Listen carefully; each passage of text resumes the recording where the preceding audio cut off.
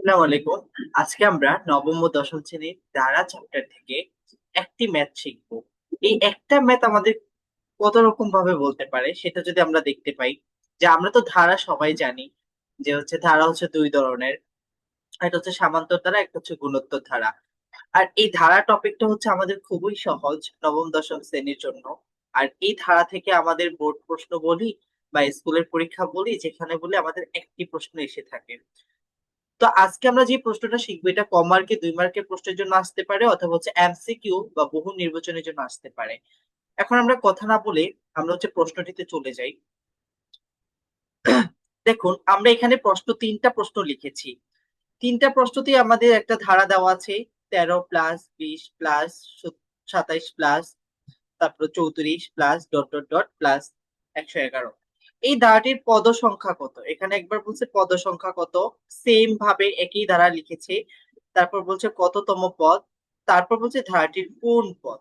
তাহলে আজকে আমরা এই প্রশ্নগুলো থেকে আমরা একটা জিনিস শিখবো, যে পদ সংখ্যা, কততম পদ, কোন পদ। এখন এই তিনটা জিনিস আমাদের একই কথা বহন করে। যদি আমরা এখান থেকে এই ধারাটার পদ সংখ্যা বের করতে পারি, তাহলে আমরা বলতে পারবো না যে এখানে এই যে 111 এটা কততম পদ, বা এটা পদ সংখ্যা। যদি 111 নম্বর কততম পদে আছে সেটা বলতে পারবো। আবার পদ সংখ্যা বলতে যদি বের করে ফেলতে পারি, এখানে তো টোটাল 111টা আছে, তখন আমরা বলতে পারবো যে এখানে টোটাল 15তম পদ হচ্ছে 111, তাহলে 15টা পদ আছে। আবার যদি বলে যে কোন পদ, এখানে ধরো বলছে কোন পদ, ধারাটির কোন পদ 15তম পদ 111, কোন পদ 111, তাহলে আমরা তখন বলবো কি, যে 15তম পদটা হচ্ছে 111। এখন আমরা এই প্রশ্নটির সমাধানে চলে যাই।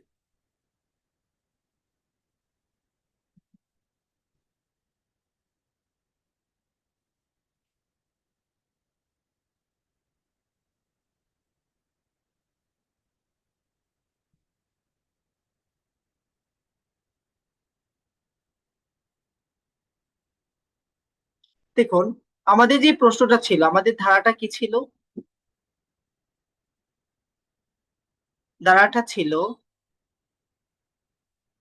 13+20+27+34 ডট ডট ডট +111। এখন এটা দিয়ে আমাদের কি বলছিল, যে কোন পদ, মানে এই 111টা হচ্ছে কোন পদ, কোন পদ। তারপর হচ্ছে কততম পদ। তারপর হচ্ছে ধারার পদ সংখ্যা কত, পদ সংখ্যা কত। যদি আমাদের প্রশ্নে এই তিনটা জিনিস বলে থাকে, যে কোন পদ, কততম পদ, পদ সংখ্যা কত, তখন আমরা এইভাবে সমাধান করব।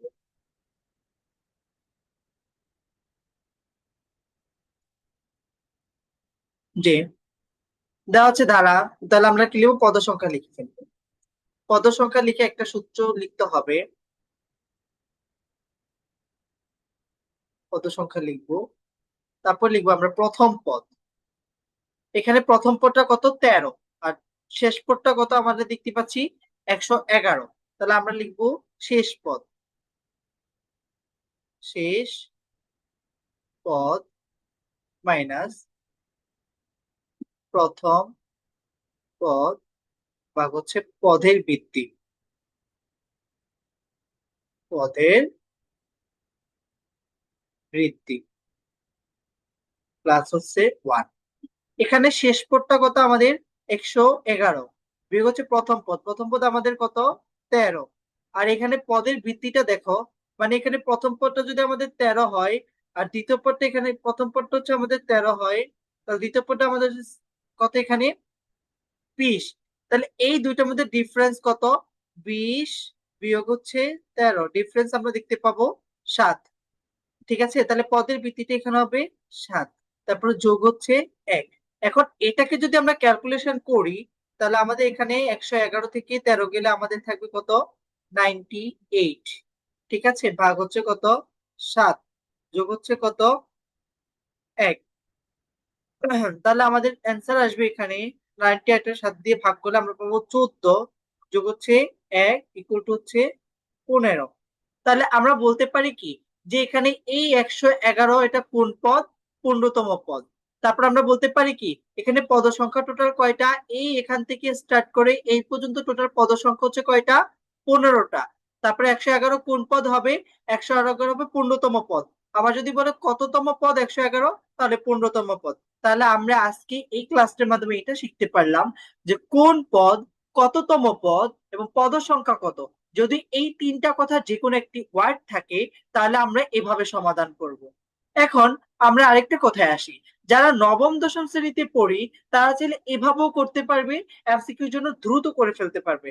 আর যদি আমাদের সিকিউর জন্য আসে সেক্ষেত্রে আমরা হচ্ছে a plus n minus one into হচ্ছে ডি, এই সূত্র কাজে লাগিয়ে আমরা করতেই পারবো। এটা হচ্ছে সামান্তর সূত্র। সূত্রটা কি আমাদের? a plus n minus one into হচ্ছে ডি। আমরা এই সামান্তর সূত্র কাজে লাগিয়েও কোন পদ, কততম পদ, পদ সংখ্যা কত সবগুলো নির্ণয় করতে পারবো। তাহলে আমরা আগামী ক্লাসে বা আগামী একটা ভিডিওতে আমরা এই সামান্তর সূত্র ব্যবহার করে এই অঙ্কটাই দেখিয়ে দিব। ধন্যবাদ সবাইকে।